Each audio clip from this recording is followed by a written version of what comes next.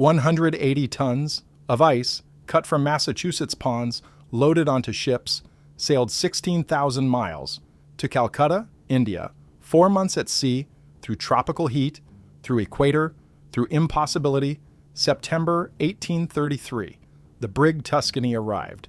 British colonists couldn't believe it, thought it was an elaborate joke, until they saw it. 100 tons survived, of original 180. The other 80 tons melted, but enough remained to make ice cream, to cool drinks, to treat fevers, to change everything. The man who did this, Frederick Tudor, age 50, called him insane. For 27 years, everyone called him insane. Boston laughed, Martinique rejected, Cuba bankrupted, debtor's prison 3 times, family fortune lost, brother abandoned him, friends mocked, newspapers ridiculed. No joke, they wrote, sarcastically, in 1806, when he sent first shipment, 130 tons, to Martinique, lost $4,500. That's $145,000 modern on one voyage. Did it anyway, again, for 10 years. Lost money every time until 1810.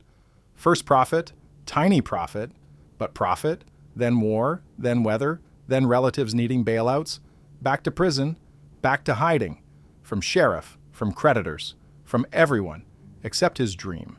Never abandoned dream, never stopped believing, never quit trying.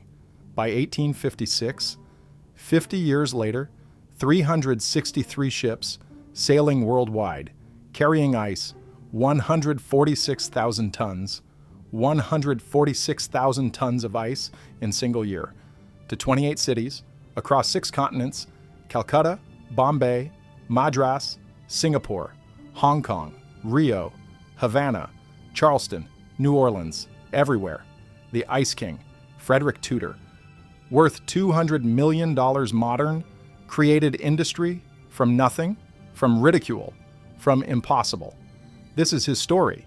This is entrepreneurial genius. This is America. 1805. Frederick Tudor, age 22, family picnic, wealthy family, Tudor family, Judge William Tudor. George Washington's first judge advocate general, prominent attorney. The Tudors are Brahmins, Boston elite, upper class. The picnic includes luxuries, cold beverages, ice cream, rare treats. The ice comes from Family Pond, Rockwood Estate, Saugus, Massachusetts, harvested winter, stored in ice house, used all year, standard practice, for wealthy, for privileged. During picnic, someone jokes, Frederick's brother probably, about how envious colonists would be. In West Indies, sweating, suffering, never tasting cold. The joke sticks in Frederick's mind, won't leave, won't fade. It becomes obsession. Why not actually do it? Why not ship ice? To tropics, to colonists, to customers who never experience cold? Who would pay anything? For relief? For luxury? For ice. The idea seems simple. The pond ice is free. Just harvest it. Labor costs only. Sawdust for insulation. Free from sawmills. Ships heading south, often empty. Returning for cargo, fill with ice, negotiate cheap rates, sell ice in tropics, high price, high profit, simple business, simple plan, simple fortune. Except nobody believed, nobody supported, nobody invested, except Frederick and brother William, initially. Who pooled money? $10,000, half his, half Frederick's, to try, to prove, to succeed, or fail, catastrophically. If you're the kind of person who believes these stories deserve to be remembered, hit subscribe. Frederick Tudor created an industry from nothing when everyone said it was impossible. Lost everything multiple times. Went to debtor's prison 3 times, never quit. Eventually succeeded beyond imagination. Subscribe if you think entrepreneurial persistence deserves recognition, if you think impossible success stories deserve preservation. 1806, the first voyage. The problems start immediately. No ship will carry ice. Ship captains laugh, refuse outright, too absurd, too risky. Ice melts, floods hold, sinks ship, obvious outcome, obvious disaster, obvious stupidity. Nobody will do it for any price, at any terms, under any conditions. Frederick solves this. Buys own ship, the favorite Brigantine, cost $4,750. That's $153,000 modern. Nearly half his funding, on ship alone, before ice, before voyage, before anything. William travels ahead to Martinique, November 1805, to find buyers, to arrange sales, to build ice house, to prepare market. Frederick remains, supervising harvest. From Rockwood Pond, family estate, the workers cut ice using saws, hand saws. Each block may be 200 pounds. The harvest produces 130 tons total, loaded onto Favorite at Gray's Wharf, Charlestown. February 10th, 1806. The Boston Gazette reports, mockingly, "No joke, a vessel with a cargo of 80 tons of ice has cleared out from this port for Martinique. We hope this will not prove to be a slippery speculation."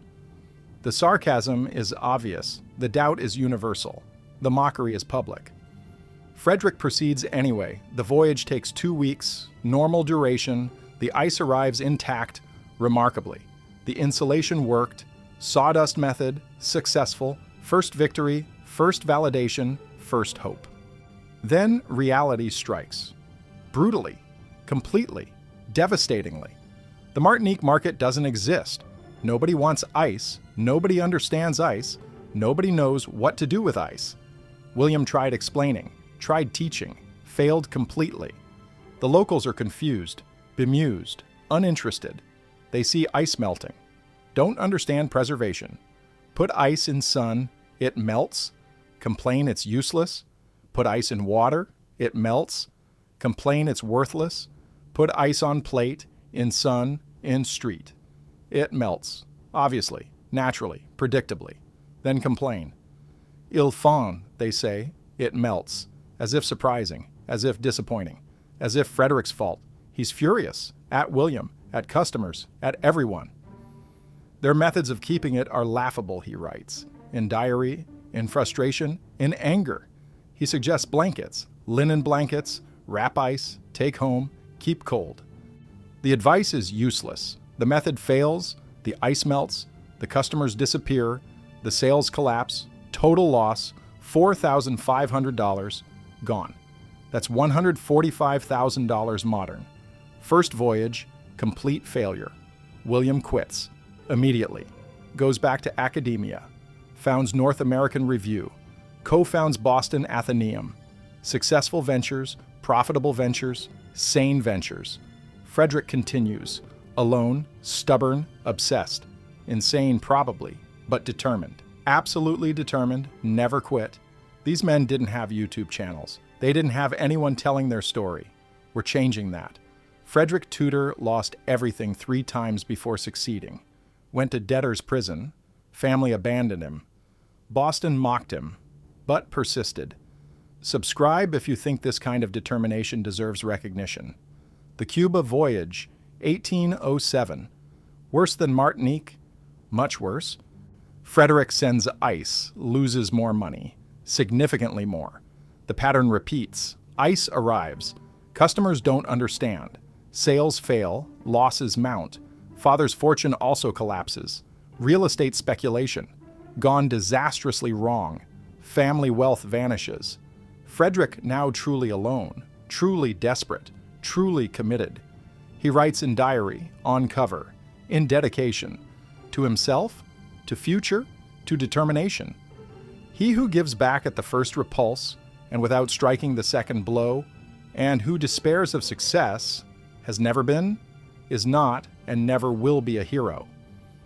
In war, love, or business, these words guide him, sustain him, drive him, for decades, through failure, through prison, through ridicule, through everything. He never quits, never stops, never surrenders. The second blow, the third, the fourth, the 10th, he strikes them all. Eventually, finally, necessarily, for survival, for success, for vindication, for everything. Between 1806 and 1810, 4 years, Frederick learns, constantly, systematically, obsessively. The problems are numerous. The solutions are difficult, but discoverable, eventually. The ice preservation problem. Sawdust works, but needs perfection. Layering matters, thickness matters, quality matters. He experiments, tests, measures, improves, constantly improving. The storage problem. Ice houses needed, at destination, before arrival, must exist, must be ready, must be suitable. He builds them. Personally, his money, his design, his construction, in Martinique, in Cuba, in Charleston, everywhere, before ships arrive, ready, waiting, functional. The customer education problem, most difficult, most important, most persistent. People don't understand cold, never experience frozen, don't know value, must be taught, must be shown, must be convinced. He develops strategy, brilliant strategy, simple strategy, give it away, free ice to bartenders, to restaurants, to influencers, let them serve it, let customers taste it, let demand develop. A man who has drank his drinks cold at the same expense for 1 week can never be presented with them warm again, he writes. Prophetically, accurately, perfectly. The strategy works. Eventually, slowly, partially. By 1810, first profit, small profit, but profit, real profit, actual profit, 4 years of losses, of learning, of persistence, finally paying, finally working, finally succeeding, then disaster, again, always again, 1809 to 1813. War, weather, relatives, everything conspires. Against Frederick, against success, against profit. The War of 1812 disrupts shipping, closes markets, destroys business. The weather, warm winters, no ice, no harvest, no product, no business. The relatives, needing bailouts, needing rescue, needing money, his money, little money, precious money, he provides. Family obligation, family responsibility, family curse, the debts accumulate, the creditors demand, the sheriff hunts 3 times. 3 times to debtor's prison, 3 times released. Somehow, barely, 3 times hiding, running, evading, sheriff, creditors, everyone, living in boarding houses under assumed names, working secretly, planning comeback, planning success, planning vindication, always planning, never stopping, never accepting defeat, never surrendering. The Boston elite laugh, mock, ridicule, the Ice King they call him, sarcastically, mockingly, cruelly, about failure, about obsession, about insanity. He hears this, knows this, accepts this, uses this as motivation, as fuel, as determination, to prove them wrong, to succeed massively, to become actually, genuinely, undeniably. The Ice King, for real, forever. 1815, post-war, Frederick rebuilds, systematically, carefully, successfully. The markets reopen, the demand exists, the knowledge accumulated from failures, from experiments, from learning. Now applies, now works, now succeeds. He expands methodically. New markets, new cities, new countries, Charleston, Savannah, New Orleans, Mobile, Havana, Kingston, Barbados, Trinidad, everywhere warm, everywhere profitable, everywhere successful. The ice houses multiply, his design, his construction, his system. Proven now, reliable now, profitable now, the sawdust insulation, perfected. Layered carefully, packed tightly, preserves ice for weeks, for months, for voyages, anywhere, everywhere. The customer base grows rapidly, exponentially. Once people taste ice, once they experience cold, once they understand luxury, they become customers, forever customers, repeat customers, growing customers. The business model works, finally, definitively, permanently. The profits accumulate, the debts clear, the wealth builds, slowly, steadily, successfully. Frederick Tudor, becoming rich, finally, at last, deservedly. 1819. South Carolina, boarding house. Frederick demonstrates. Brings cooler of chilled beverages to dinner table every night. Fellow boarders scoff. Initially, mock, laugh, refuse, then taste. 1 sip, 2 sips, converted. Instantly, completely, permanently. Want cold drinks, need cold drinks, demand cold drinks. Every meal, every day, every week, the conversion is universal, the demand is instant, the market is proven again, again, again, every time, every place, every person. The pattern repeats, the success multiplies, the fortune grows. Frederick knows this, uses this, perfects this. The free sample strategy, brilliant, simple, effective, give ice free to bartenders, to restaurants, to hotels. Let customers taste, let demand develop, let market create, then sell, then profit, then succeed. Works every time, every place, every market. The entrepreneurial genius, proven, demonstrated, validated, in poverty, in debt, in prison. Frederick Tudor, the Ice King. Not mockery, not sarcasm, not ridicule. Reality, truth, success, earned, deserved, permanent. If you want to go deeper into these stories, and if you want early access to videos before anyone else sees them, join the membership. It's for people who don't just watch history, they carry it forward. Frederick Tudor's story teaches persistence, innovation, and entrepreneurial courage. Join the membership if you want to help preserve these business history stories that change the world. 1833. The India venture, most ambitious, most risky, most profitable. Eventually, Frederick nearly bankrupt. Again, despite success, despite growth, despite everything, coffee speculation, gone wrong, enormously wrong, using ice business as collateral. Stupid decision, nearly fatal decision. Rescue comes unexpectedly. Samuel Austin, Boston merchant, proposes partnership. For India, Calcutta specifically, British colonists, sweltering, suffering, desperate, for relief, for cold, for ice. Austin has ships, regular voyages to Calcutta, could carry ice. On return, empty holds, filled with ice, negotiable rates, lower costs, higher profits, potential fortune. Frederick agrees, immediately, enthusiastically, desperately. May 12, 1833. The brig Tuscany sails from Boston to Calcutta, 16,000 miles, through tropics, through equator, through impossibility, 4 months voyage, 180 tons ice, loaded, packed, insulated, the sawdust method, perfected now, proven now, but untested, at this distance, at this duration, at this heat. Nobody knows, if possible, if workable, if successful. The voyage is experiment, is gamble, is desperation, also genius, also courage, also determination. Frederick waits, anxiously, fearfully, hopefully, 4 months, 5 months, 6 months, no news, no word, no information. Then September. The report arrives. Success, incredible success, impossible success. 100 tons arrived, of original 180. 44% survived, after 4 months, after 16,000 miles, after impossible journey. The British are thrilled, astounded, grateful. Buy everything. Want more, need more, demand more. The market is enormous. The demand is instant. The profit is substantial. India becomes Frederick's most lucrative destination. For 20 years, yielding $220,000 profit, that's $7 million modern. From one market, one country, one impossible idea. Proven, successful, profitable, permanently? The India operation expands rapidly. 3 ice houses built, Calcutta, Bombay, Madras, Frederick's design, Frederick's construction, Frederick's system.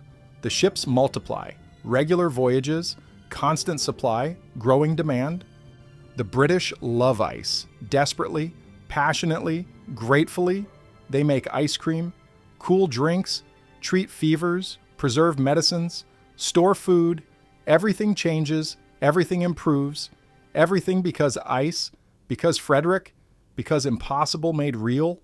The British send gifts, letters, thanks, gratitude to Boston, to Frederick, to Ice King. The Calcutta Courier writes, 1837, the first transport of ice from the shores of the United States to the banks of the Ganges is an event of no mean importance.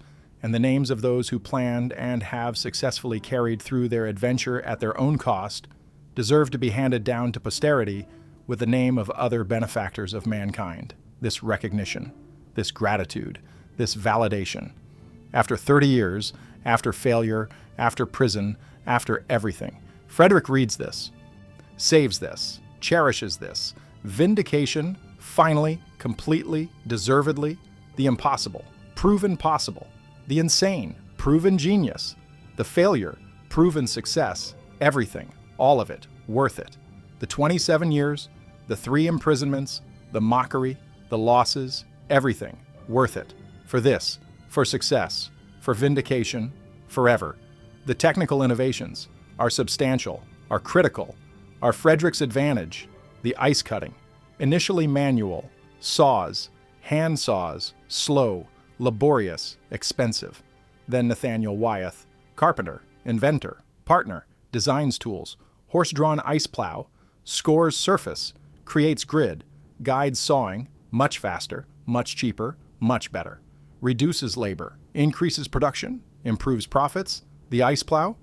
Genius invention, simple invention, transformative invention, also designs, stacking method, with air gaps, between blocks, minimizes contact, reduces melting, increases survival, critical innovation, essential innovation, profitable innovation, Wyeth and Tudor, perfect partnership, complementary skills, shared vision, mutual success, the ice house design, also innovative, Frederick's design, tested, improved, perfected, through failures, through learning, through decades. The design is specific, double walls, sawdust insulation, between walls, in ceiling, everywhere, drainage channels, for meltwater, must drain away, can't pool, can't refreeze, ventilation controlled, minimize warm air, maximize cold air, optimize preservation. Every detail matters, every innovation helps, every improvement profits. The accumulation of small improvements creates enormous advantage, insurmountable advantage, profitable advantage for decades. Until technology changes, until artificial ice comes, until natural ice ends. Eventually, inevitably. But not yet, not for 20 years, not during Frederick's reign, as Ice King, genuine, actual, permanent. Let's examine ice harvesting in detail. The process begins winter, December through March, when ice reaches proper thickness. 12 inches minimum, 18 inches better, 2 feet ideal. The harvesters wait, test daily, measuring thickness, checking quality, clear ice preferred, no bubbles, no cracks, no imperfections. When ready, the operation begins, massive operation, hundreds of workers, dozens of horses, multiple tools, coordinated effort.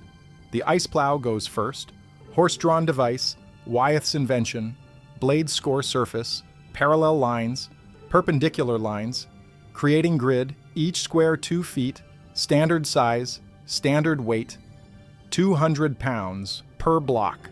The scoring doesn't cut through, cuts halfway, 8 inches deep, 10 inches, enough to guide.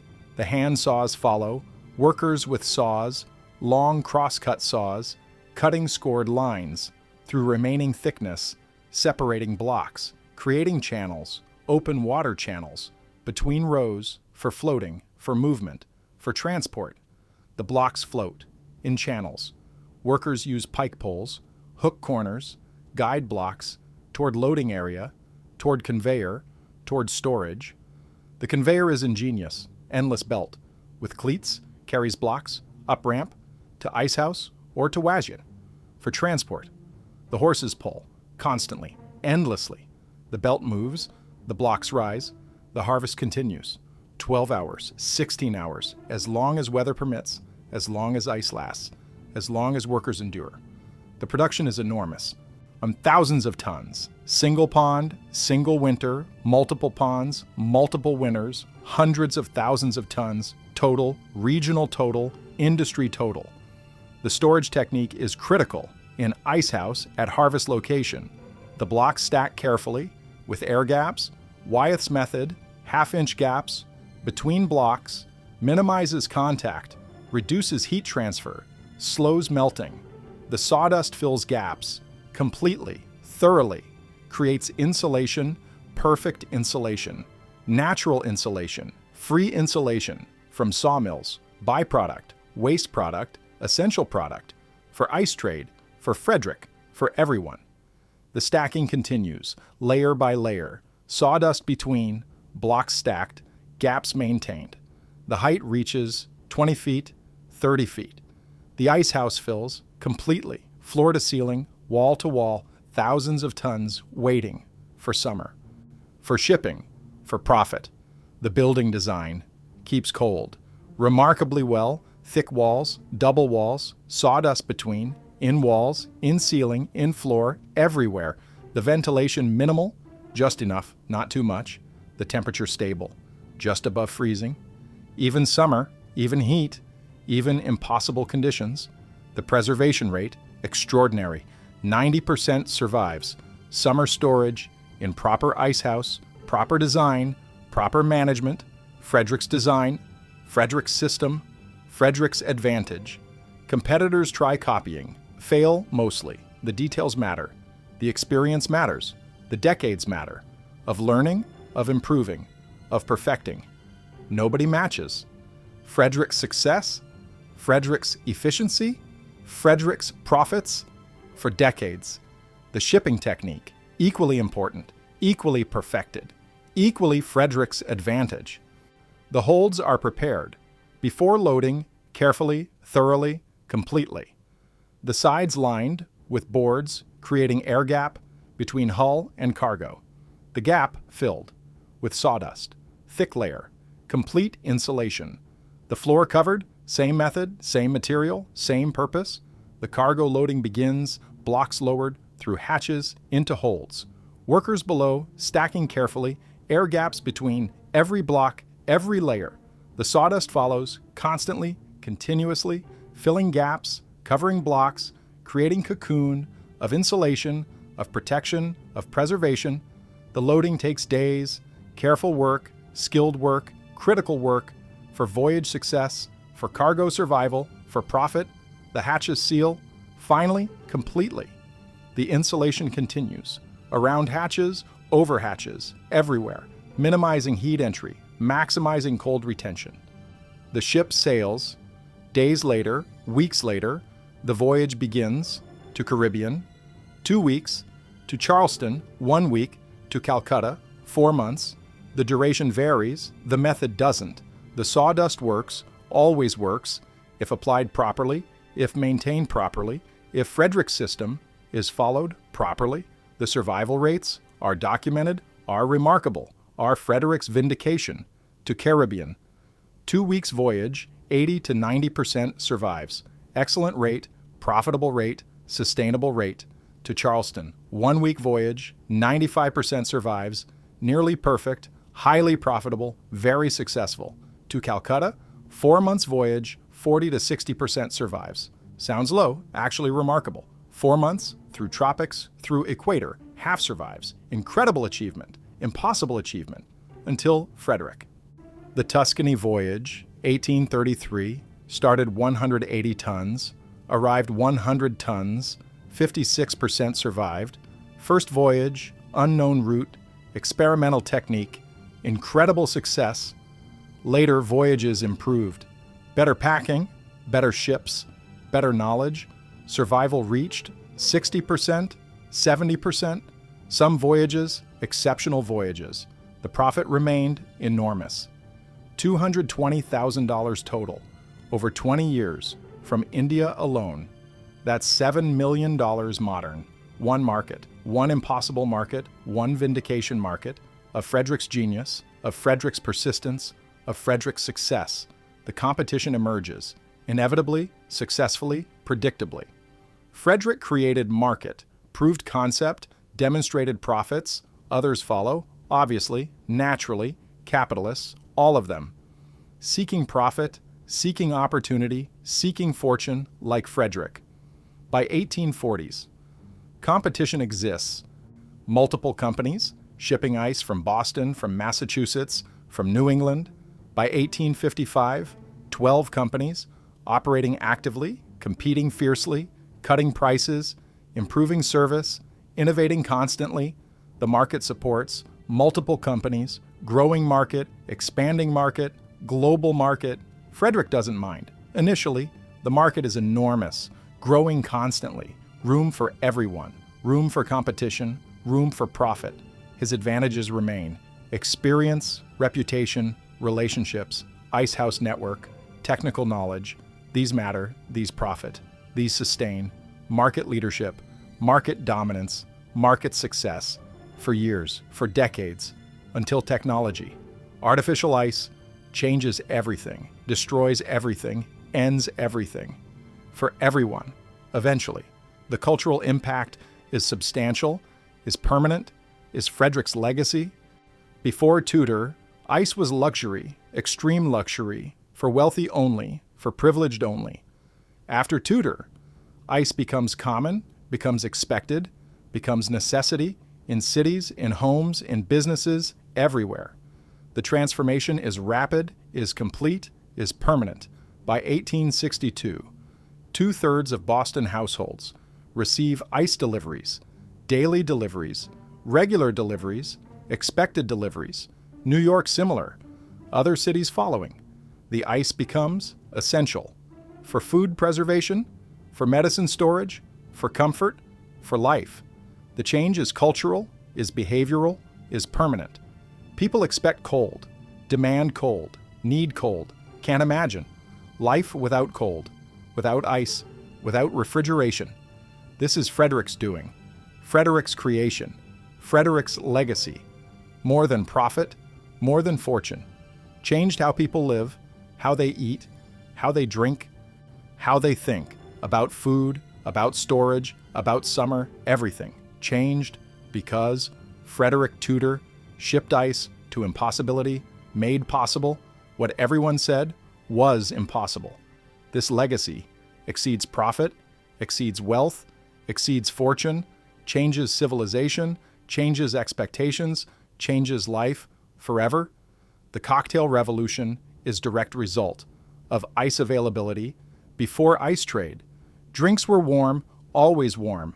Room temperature, body temperature, summer temperature, hot, unpleasant, limited variety. After ice trade, drinks are cold, refreshing, varied, complex. Bartenders experiment, create cocktails, hundreds of cocktails, using ice, requiring ice, impossible without ice. Jerry Thomas publishes Bartender's Guide, 1862, with recipes for cocktails, America's cocktails, most requiring ice, all assuming ice, ice available.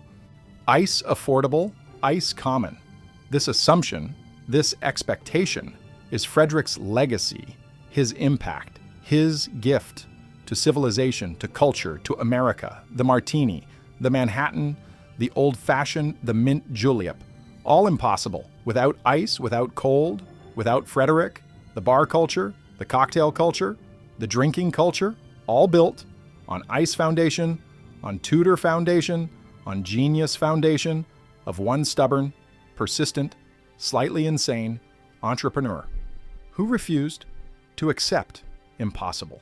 The ice cream impact, similarly profound, similarly permanent, similarly Frederick's. Before ice trade, ice cream was rare, extremely rare, made occasionally, by wealthy, for special occasions, required ice, required storage, required impossibility. After ice trade, ice cream becomes common, becomes commercial, becomes industry. Ice cream parlors open everywhere, serve everyone, make affordable. What was luxury, what was rare, what was special, becomes ordinary, becomes expected, becomes American. The transformation is cultural. The impact is permanent. The credit is Frederick's, who shipped ice, made ice available, made ice affordable, made possible what seemed impossible. The American dessert culture, the ice cream culture, the frozen treat culture, built on ice foundation, on Tudor foundation, on persistence foundation. This legacy matters more than fortune, than wealth, than anything.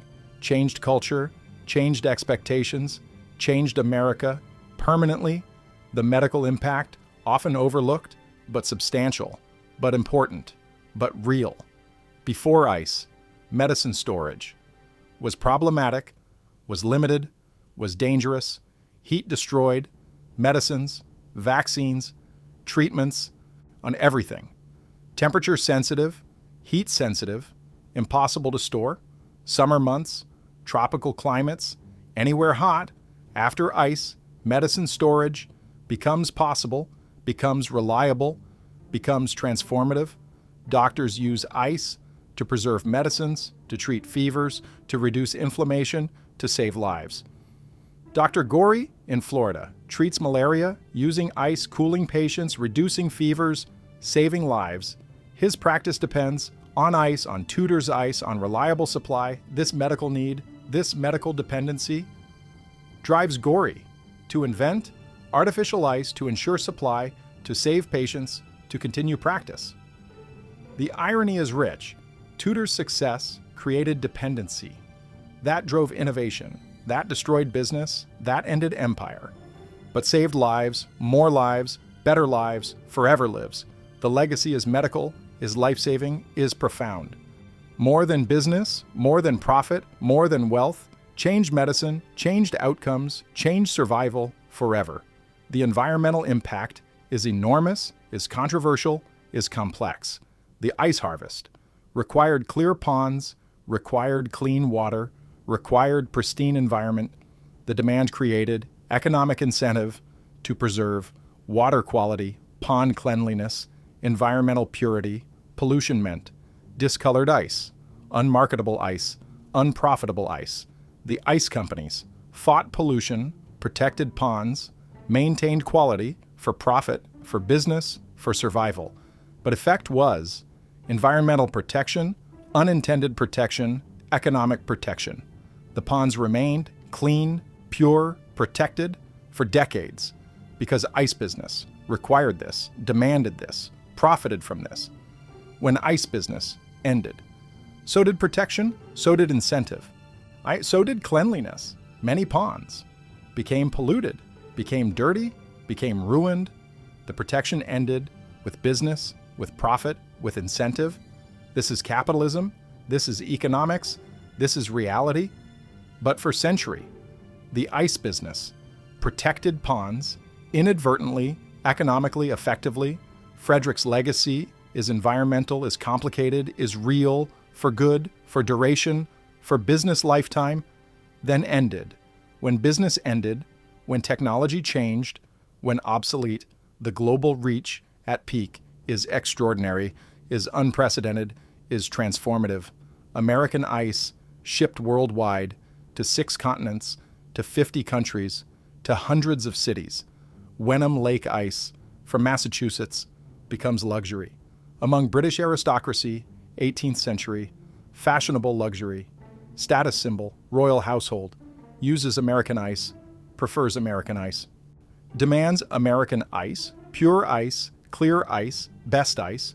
The reputation spreads, the demand grows, the business expands. American ice, exports exceed, imports almost.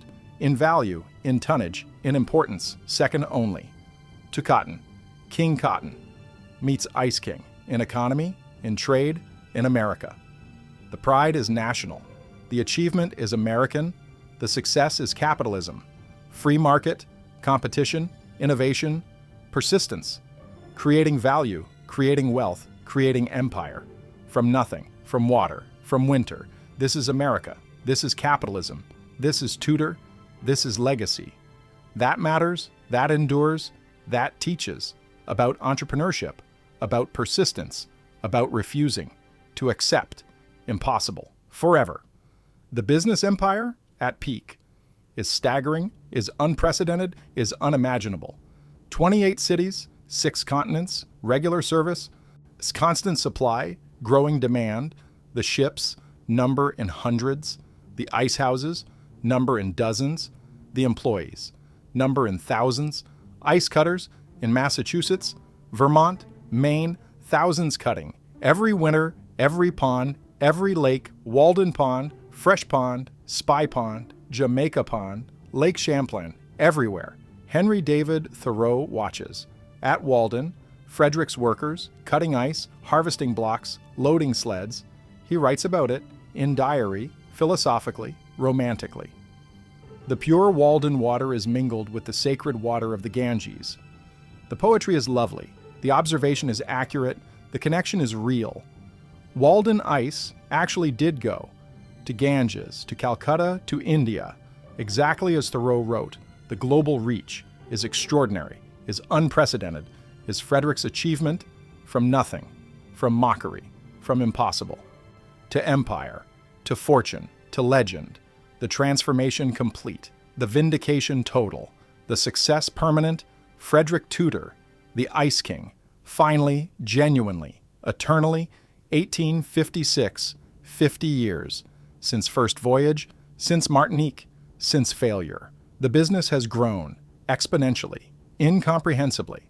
That year alone, 363 cargoes sail worldwide, carrying ice, 146,000 tons, to Charleston, Savannah, Key West, New Orleans, Galveston, Havana, St. John's, Barbados, Buenos Aires, Valparaiso, Ceylon, Calcutta, Bombay, Singapore, Manila, Canton, Australia, everywhere. The scale is staggering. The reach is global. The success is complete. Before Civil War, American ships carried more tonnage of ice than any commodity, except cotton. Ice, second only to cotton. King Cotton meets Ice King.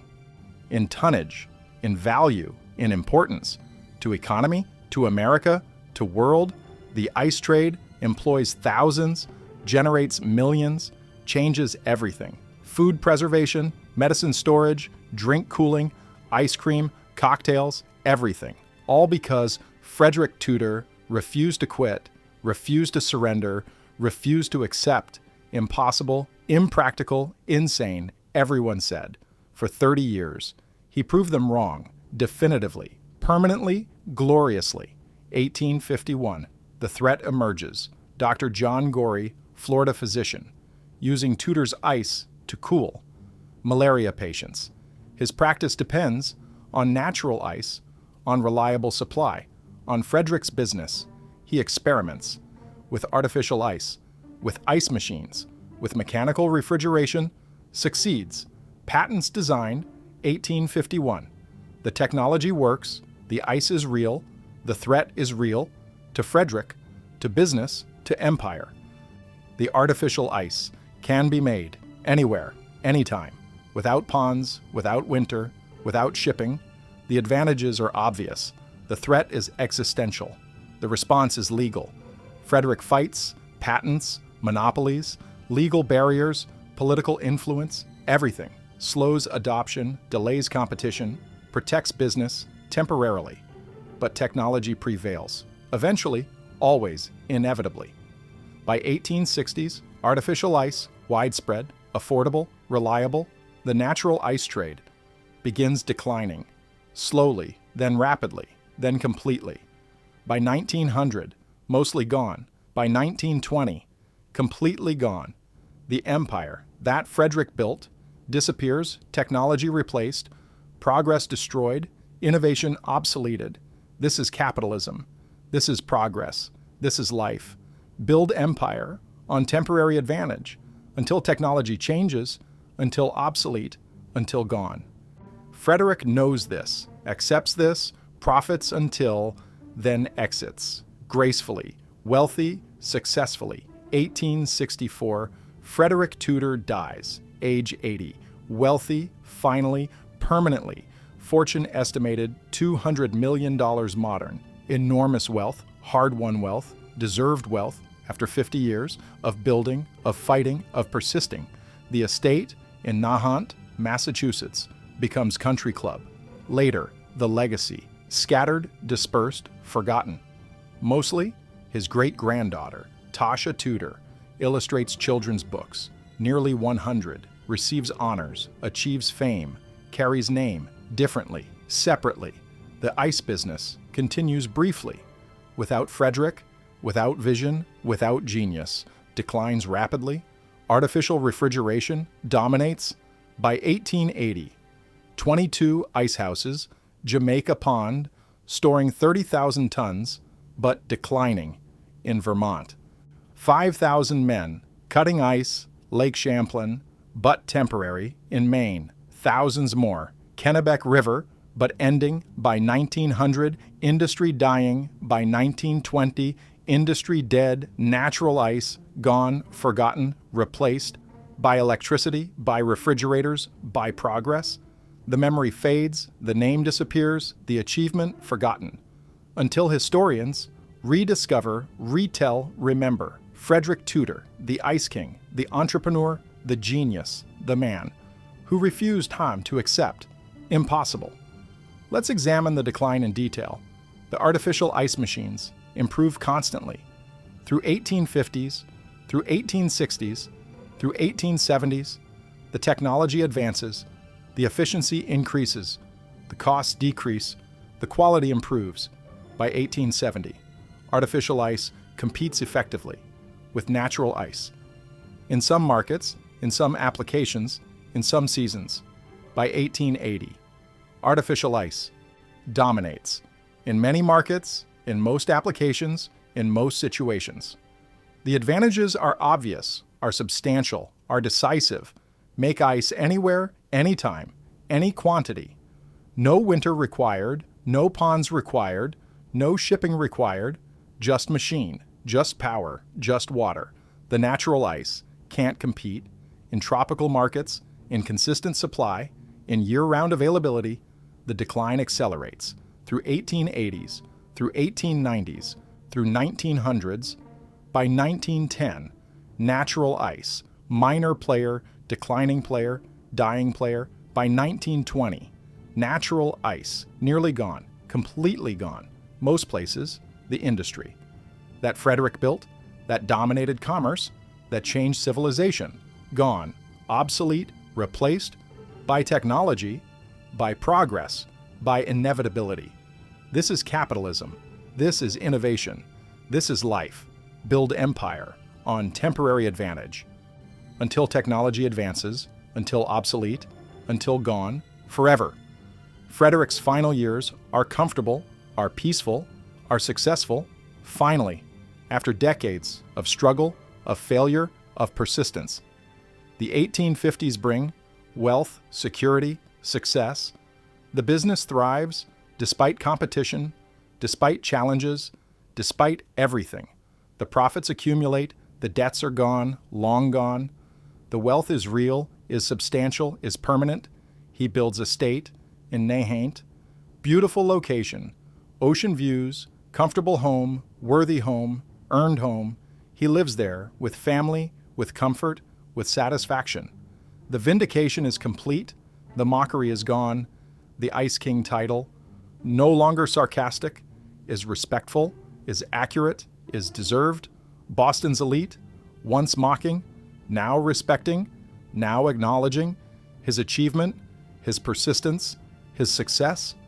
He attends functions, social functions, business functions, community functions, as respected member, as successful entrepreneur, as Boston Brahmin, finally accepted, finally acknowledged, finally respected, after 50 years, after everything, after impossible.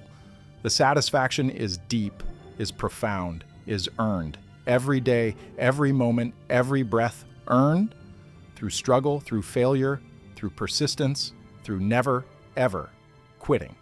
The philosophy he developed through decades, through failures, through learning, is profound, is practical, is applicable, beyond ice, beyond business, beyond everything. He wrote it, diary cover, 1805, before first voyage, before first failure, before everything. He who gives back at the first repulse and without striking the second blow, and who despairs of success, has never been, is not, and never will be a hero in war, love, or business. These words guided him, sustained him, proved him for 60 years, through 3 imprisonments, through countless failures, through impossible odds, through everything. Never quit, never surrender, never accept, defeat, failure, impossible, always try. Second blow, third blow, 100th blow. Eventually, success comes. To those who persist, to those who learn, to those who refuse, impossible. This philosophy, this approach, this determination is legacy, is teaching, is inspiration. For entrepreneurs, for innovators, for anyone attempting impossible, facing rejection, confronting failure. The answer is persist, learn, improve, try again, never quit, never surrender, never accept, impossible, eventually, possibly, probably. Success comes if persist, if learn, if refuse to quit. This is lesson. This is legacy. This is Frederick Tudor. Teaching through life, through success, through achievement, that impossible is just temporary label for unexplored territory waiting for someone persistent enough to prove everyone else wrong. The specific contributions to technology, to business, to civilization are numerous, are substantial, are permanent. The ice house design becomes standard for decades, for industry, for world. Double walls, sawdust insulation, drainage channels, ventilation control, all standard, all copied, all essential. The shipping techniques, same thing.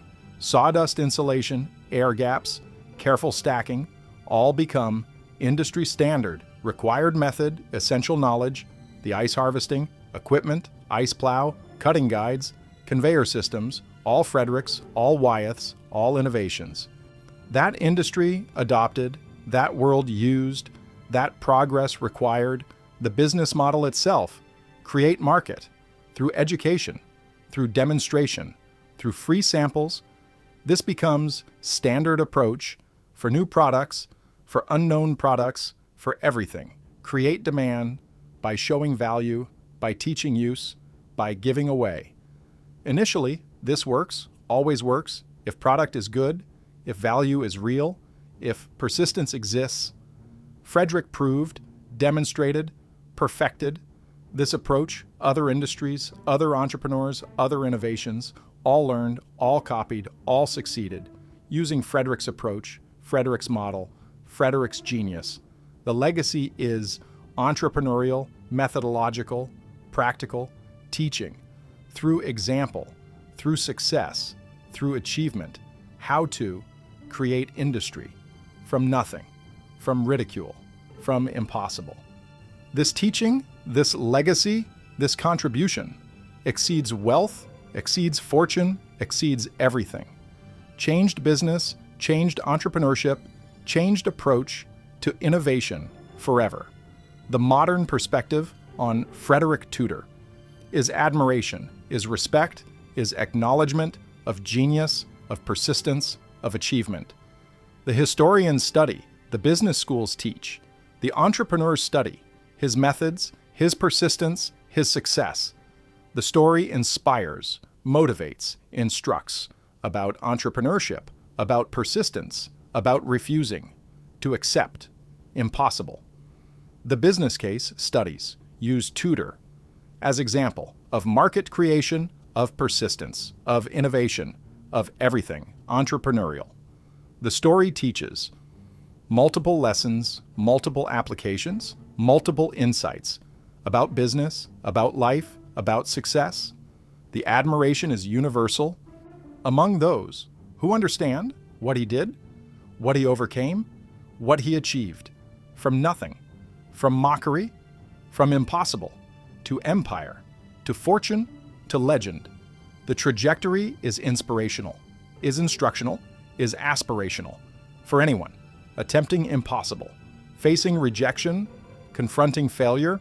The answer is in Tudor's story, in Tudor's life, in Tudor's success. Persist, learn, improve, try again, never quit, never surrender, never accept, impossible. This works, always works, if applied, if committed, if persistent. Tudor proved, demonstrated, achieved this truth, this reality, this possibility. That impossible is temporary, that failure is learning, that persistence eventually succeeds. The final word on Frederick Tudor, the Ice King, is honor, is respect, is gratitude for contribution, for achievement, for legacy. He created industry from nothing, changed civilization through ice, enabled progress through persistence, taught lessons through example about entrepreneurship, about persistence, about refusing impossible. The wealth he made, the fortune he earned, the success he achieved, all deserved, all earned, all justified through decades of struggle, of failure, of persistence, 3 imprisonments, countless failures, universal ridicule, but never quit, never surrendered, never accepted defeat or impossible or failure. This determination, this persistence, this refusal, his legacy, his teaching, his inspiration for everyone, for anyone who attempts impossible, who faces rejection, who confronts failure. The answer is in Tudor's life, in Tudor's story, in Tudor's success. Keep trying, keep learning, keep improving, never quit, never surrender, never accept that anything is truly impossible, just unexplored, just untried, just waiting for someone persistent enough, crazy enough, determined enough to prove everyone else wrong. This is Frederick Tudor. This is Ice King. This is legacy that endures, that teaches, that inspires forever, always, now. The lessons are numerous. The inspiration is obvious. The story is powerful. Frederick Tudor teaches entrepreneurial persistence, despite failure, despite ridicule, despite everything. Never quit, never surrender. Keep trying, keep learning, keep improving. Eventually, success comes to those who persist, to those who adapt, to those who refuse, to accept impossible. He teaches market creation. Don't wait for existing market. Create new market. Educate customers. Teach them, show them, give them. Free samples. Create demand where none existed. Build market from nothing, from education, from demonstration. This works, always works. If product is good, if value is real, if persistence exists, he teaches. Technical innovation, small improvements matter enormously. Accumulate constantly, create advantages, insurmountable advantages, profitable advantages, ice plow, air gaps, ice house design, sawdust method. Everything matters, everything helps, everything profits. The accumulation of improvements creates empire from failures, from learning, from decades. This is lesson, this is legacy. This is Frederick Tudor, the Ice King, the entrepreneur, the genius who proved impossible is just unexplored territory, waiting for someone crazy enough, stubborn enough, determined enough to prove everyone else wrong forever.